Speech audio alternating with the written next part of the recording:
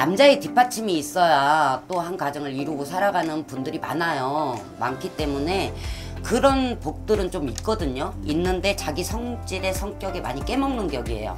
그러니까 그걸 조금 편안하게 조금 여유 있게 한 발짝 물러서서 하시면 고비는 넘어갈 거라고 봐요. 안녕하세요, 선생님. 네, 안녕하세요. 반갑습니다. 네.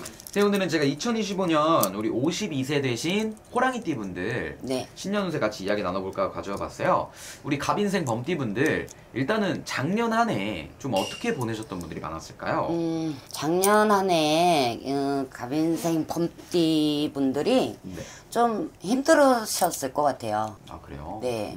왜냐면 사람도 그렇고 건강도 그렇고 그런 게 조금 힘들게 지나가셔서 새롭게 좀 시작을 해본다고 후반기를 타기는 탔을 것 같아요. 근데 올해 이제 조금 이렇게 움직이는 해 운이 있겠죠. 아무래도 뭐 작년 후반기부터 움직이고 활동도 좀 하기 시작했고 했기 때문에 지금 뭐 무탈하게 움직이고는 계실 것 같아서 큰 뭐 걱정은 없는 것 같고요. 딱 한 가지 좀 조심을 해야 한다고 하면 건강수를 좀 조심을 하셔야 될 것 같아요.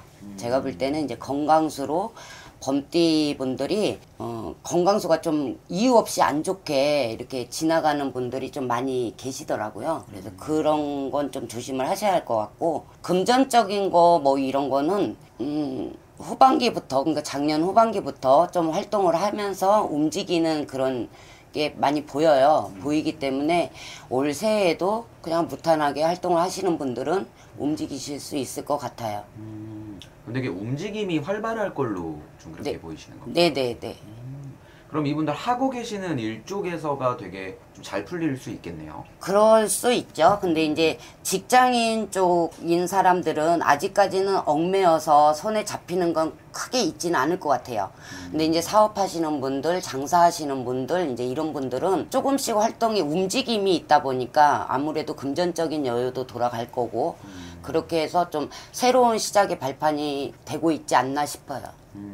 알겠습니다.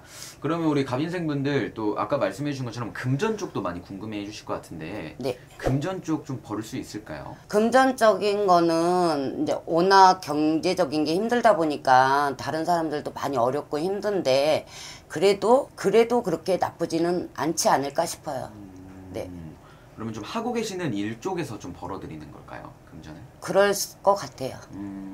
알겠습니다. 그러면은 직장이나 사업 쪽 운기도 많이 좋아지실 텐데, 그럼 이동 변동수 같은 것도 좀 들어와 있나요? 이분들? 범띠 분들은 새해에는 이동 변동수는 제가 볼 때는 없을 것 같아요. 네. 그리고 움직이는 그게 좀 지나간 걸로 보여가지고 새해에 뭐 이동수를 해서 어디를 딱히 옮겨 앉는다 이게 조금 희박하고요. 옮겨 앉으실 분들이 있다고 하면 생각을 좀 한번 해보시는 게 좋지 않을까 싶어요. 그럼 올해는 좀 최대한 안정적이게 네. 좀 가시는 게 더 나으실 것 같네요. 네. 알겠습니다. 그럼 이분들 올해 인간관계 쪽은 좀 어떨 걸로 보이시나요? 인간관계가 작년에는 이 범띠분들이 좀 많이 힘들었어요. 가정적인 것도 좀 파탄이 나는 격이고 직장 쪽으로도 조금 인정을 못 받는 그런 게 좀 있었고 그랬는데 그게 조금 지나갔다고 보면은 올 봄에 한 3, 4월이 지나가야 조금 다시 새로운 인연이 오지 않을까 하는 생각이 들어요. 알겠습니다.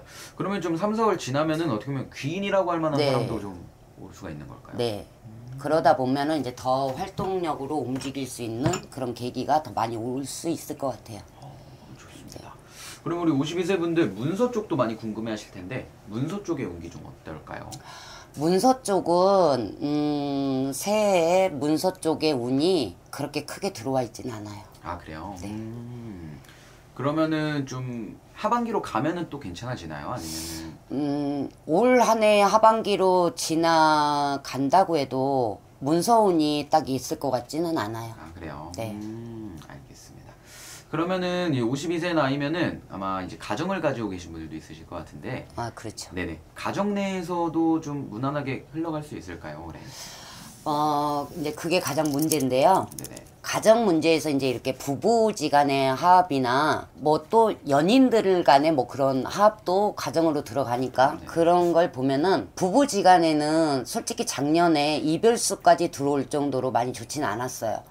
근데 이제 그게 건강수하고 같이 들어오다 보니까 좀 많이 힘들었을 것 같아요. 근데 올해는 그래도 이별수가 지나가신 것 같은 분들도 많이 있으니까 희망을 가지시고 조금은 마음을 여유 있게 좀 가지면 안 되겠나 하는 생각을 좀 해봐요. 알겠습니다. 그러면 좀 가정에서 좀 화목하게 네. 그래도 올해는 작년에 비해서는 갈 수 있겠네요. 네, 그럼요. 왜냐면 뭐 남자분들 같은 경우에는 아내분의 내조가 있어야 살아가시는 분들이고 여자분들 같은 경우에는 네네. 워낙 이제 범띠생들이 세다고는 해도 네네. 남자의 뒷받침이 있어야 또 한 가정을 이루고 살아가는 분들이 많아요. 많기 때문에 그런 복들은 좀 있거든요. 있는데 자기 성질의 성격이 많이 깨먹는 격이에요. 그러니까 그걸 조금 편안하게 조금 여유 있게 한 발짝 물러서서 하시면 고비는 넘어갈 거라고 봐요. 알겠습니다. 그럼 마지막으로 이분들 올해 을사년 건강 운기는 좀 어떨 걸로 보이시나요? 건강은 이제 범띠 분들을 대체적으로 통합적으로 보면 연세가 있으신 분들이든 이렇게 50대 중반, 60대 뭐 후반 이런 분들이 뇌출혈 쪽을 좀 조심하셔야 돼요. 뇌출혈 쪽에 뇌에 그 신경줄이 조금 많이 안 좋으실 수가 있어요. 네, 그것만 조금 병원에 가셔서 검진을 조금 한 번씩 해보시는 게 좋을 것 같아요. 알겠습니다. 네. 좋습니다. 그러면 오늘 이렇게 52세 되신 호랑이띠 분들 신년세 이야기 나눠보았고 당연히 모든 이 갑인생 분들의 운기가 다 똑같지는 않잖아요. 그렇죠. 네네. 그렇죠. 그렇기 때문에 더 자세한 거는 아무래도 개인 상담 통해서 알아가 주시면 좋을 것 같고요. 마지막으로 이분들에게 연세 한마디 해주시면서 오늘 영상 마무리하도록 하겠습니다.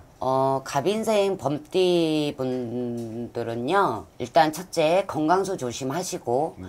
그리고 이제 사람의 인간관계에 있을 때 상처도 있고, 이렇게 말 못하는 아픔도 있고 하시는 분들은 조금 마음을 편안하게 갖고 가시면 좋겠고, 금전적인 거 이런 거는 활동을 하시되 조금 더 생각을 해보시고 안정저리에 자리가 잡혔을 때 신중히 옮겨 앉으시는 게 더 낫지 않나 하는 부탁을 드리고 싶네요. 알겠습니다. 그럼 오늘도 이렇게 좋은 말씀 감사드리고요. 저희는 네. 다음 영상에서 찾아뵙도록 하겠습니다. 네, 감사합니다.